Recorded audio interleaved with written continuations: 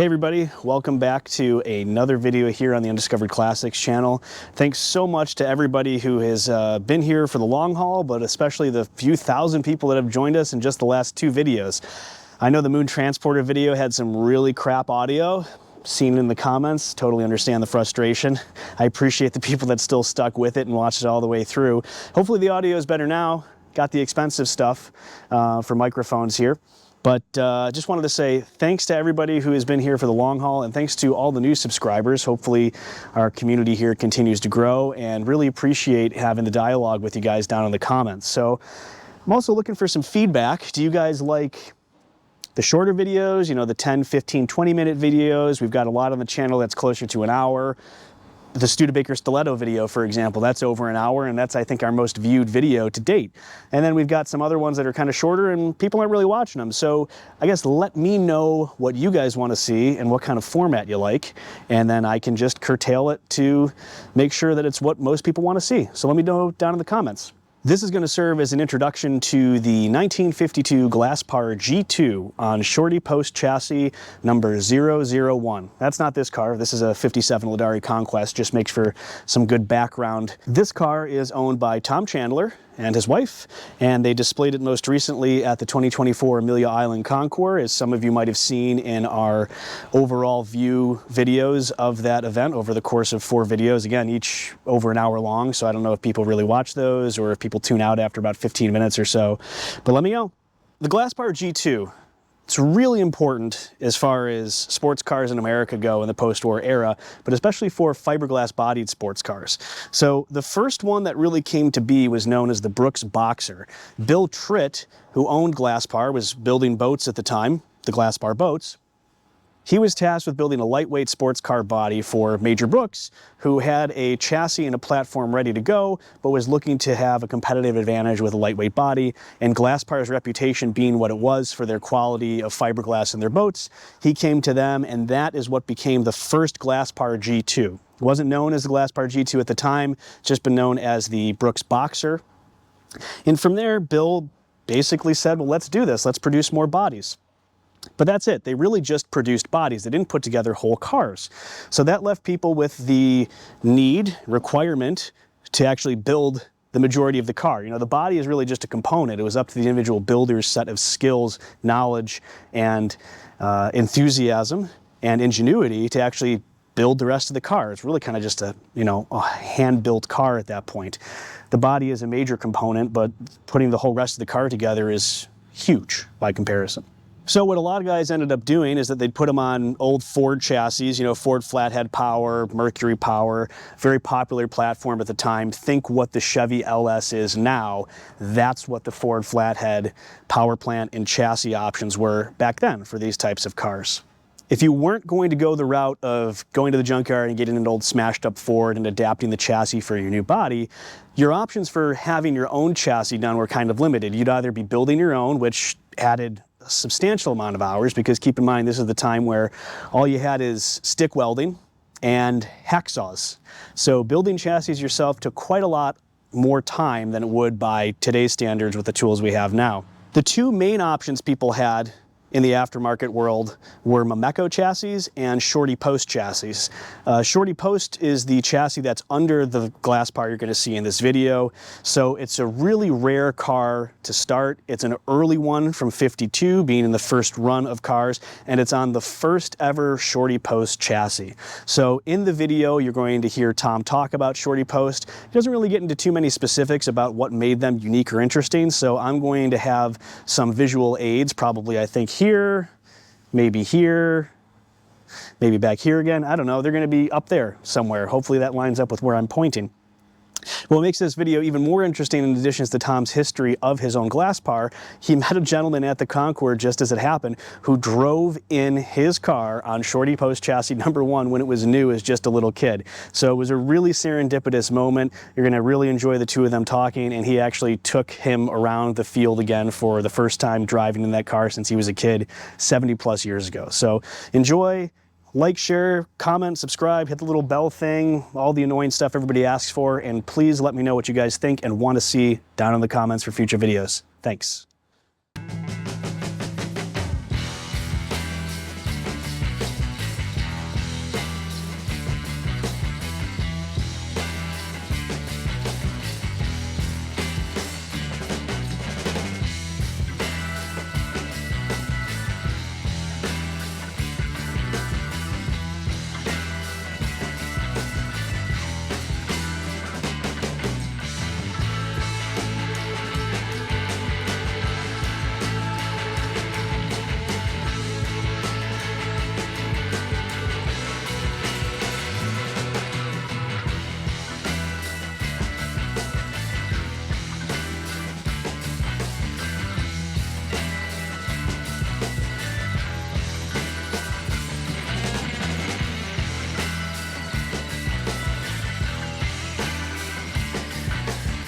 Tom Chandler from Elkader, Iowa, and I brought a Glasspar today, a Glasspar G2, built in 1952 by the Glasspar Boat Company. They made about 100 of these, we figure. 10, 12 running ones around the country. Probably quite a few projects hidden someplace waiting to be fixed. We don't really know, but I bought this in 1983. The paint job you're seeing is in 1984. I vintage raced it for a few years. Found out it was a very popular car visually. Racing it would go very fast down the straightaway, and then it would corner like a pig. And now, Tom, is this one of the few that are on a shorty post chassis, or is this a Mecco chassis? Okay. Glasspar would sell their cars, supposedly a whole car, but they never built them themselves. They had fabricators do it. And Post Body Works in Orange, California, assembled this car. And Post had built a specialized frame for the Glasspar. This was, we didn't know it when I bought it, neither did the seller, but when I cleaned it up, it's Post Frame 001. Oh, the first, that's right, I forgot about that. There's a code on it, says it was assembled apparently in the 8th month of 52. We know it's an early Glasspar. It's very difficult to confirm exactly when it was done, but it's very much as I bought it. Same engine, running gear, 39 Ford axles. The engine is, it's not a street rod at all. It has the same intake from the period, Edelbrock, twin carb, Edelbrock heads. A little bit of a cam makes it a little lumpy at idle, but flathead motor? Ford flathead. It's by the numbers, it's a Mercury motor, but we call them all Ford flatheads. Let's take a look at the interior. So this is one of the ways you know this is an early one, in addition to it being a post chassis, is it's a single door car. Right. The brochure said there's a door for the lady, the gentleman can step over. A little bit sexist, but a little bit later they offered a second door as an option, and there were quite a few made that way too. When I got it, the interior was quite tacky. It had a little tiny steering wheel, Mustang seats, and a real trashy dash. I looked at pictures of cars from the period to make sure what I did was appropriate for the period as far as patterns and materials go. Now, did it actually have Glasspar badges, or did you get that from Jeff later? No, no to both. I took the design for that from the Glasspar name on the boat factory. I like that. And I scaled it down and I cut that out with a jeweler's saw. Oh, looks great. Good idea. Every once in a while, I see Glasspar boat stuff on eBay, and I'm kind of like, you know what? I wonder if a boat windshield from a 50s Glasspar boat might actually look good on one of the cars. Well, I don't know what you know about the Glasspar windshields, but this is and it isn't the original Glasspar windshield. It's the exact design. Okay. But if you look at the original Glasspar and my original Glasspar, I was always a little disappointed in the proportions of the windshield. It's like too big of a sheet of glass. What do you think about this car now? Look at it from the front right now. I think you might have. You know what I did? I think you lowered it a little bit. I did. That looks much better, because usually it looks like you're driving a storefront window. Right. So it's still the original. I didn't want to cut up the original parts. Jeff sent me rough castings. He's good for that. 6 weeks ago, and I did it in that. Oh, so when it's previously been displayed, it had the full size. And I kept that because it's original. I do have the fiberglass top for this car. It's followed it through all owners, but never been installed. It's too cramped. And I won't install it, but that fit that windshield profile. So that's another reason I didn't want to destroy it. Oh, right. Yes, that makes a lot of sense. Now, I don't know if I've told you yet, but Jeff might have told you, I have a Glasspar now. Well, I heard you talking about that. And it's also on a shorty post chassis. Oh, it is? Which I didn't know, and neither did the seller. Do you have a number on it? No, it has the drilled holes for where You've seen the tag on this? Would you like to? Yes, please. Yeah, show me. Because it has the holes where it should be. Yeah. But now mine was taken apart 40 years ago for restoration and never put together. But it was meticulously bagged and tagged because the guy that did it used to restore XK120s, and he was obsessive with it. So I'm hopeful that it might be in one of the many boxes and bins that I have. So it's over. Okay, it's right down here. Oh, If you don't have a big buckle let me get on, around. No. Straight down? Yeah, you're not going to scratch the car. No, I won't. Well, right back here. I'd be horrified if I did. Ah, there it is. Yep. Yeah, focus in on that, and I bet you'll be able to read the numbers. Look at that. The first. Jeff says that 82 stands for the 8th month, 52. And then the 001 is there. Very good. Now, Tom, you've shown this before, right? How many times and where? Oh, I have. Oh, my. A lot of places. Yeah, I really have. Yeah. One of the more memorables was at a Glasspar boat convention here in Florida. I don't remember how many years ago, but 3 different Glasspar boat companies got together. 2 of them were from this country and one was a European. And so it was an international boat convention.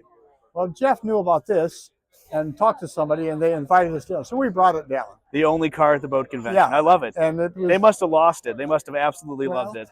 And the other fun thing, this is a Glasspar G2. They had the Glasspar G3 was a boat, and it was a little tiny hot rod sporty boat.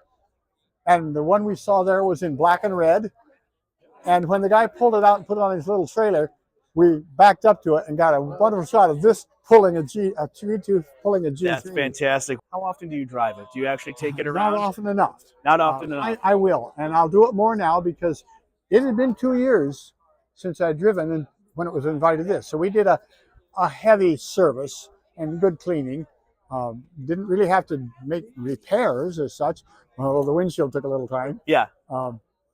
But I built a garage a few years ago that I could get any of my cars in and out of without moving another one because I hadn't been driving. And I'm sure we'll drive it more often now. Good. Because friends and neighbors will see it out and they'll say, "Can I have a ride?" And, of course. And daughters and grandchildren will come up. But yeah, I like to drive them, and I'm guilty of not driving them enough. Well, as a wise person once told me, there's no abuse like lack of use. So get on it. Showed in this. I had to clean carburetors and get out old gas. I love that it's got the wide 5s. I'm envious of that. Mine don't have wide 5s. Mine was built in era, so I don't want to mess with it. So what did you? But I do want wide 5s. I think that's probably the only change I make. On the wheels, I painted them, and I like the color. They're just a little bit sassy. Yeah. Had another good friend. Say, "Oh, that should be shown with the hubcaps."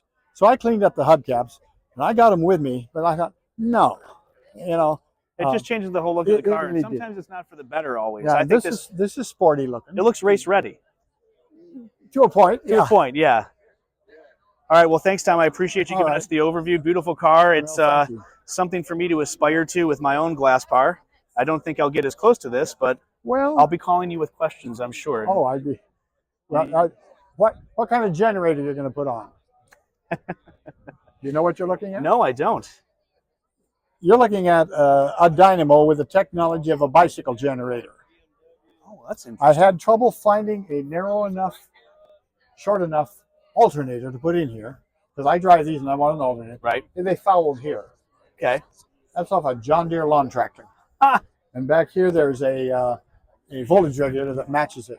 And for the voltage I need for this car, it's all I need. This was Shorty Post's first frame. He rode in Shorty Post's. Yeah.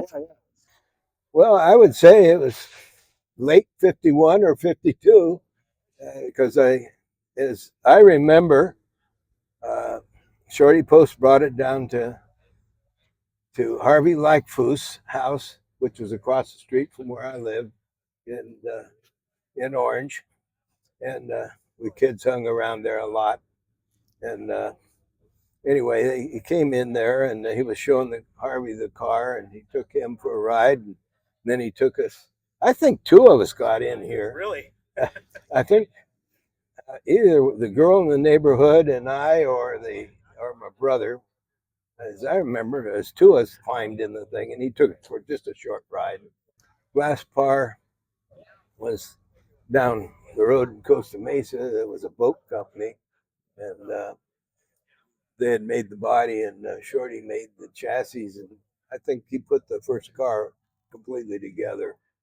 Now, Tom, you only just found this out just now, right? You guys? Yes, just he tapped me on the shoulder and says, "I want to talk to you." I'm sure glad he did. I'll help his memory a little. By the tag, this one, by the post bodywork tag, this says 8th month of 52. So it's probably 1952. Yeah, okay. I'm glad you're helping us document it because that's pretty important history for a car.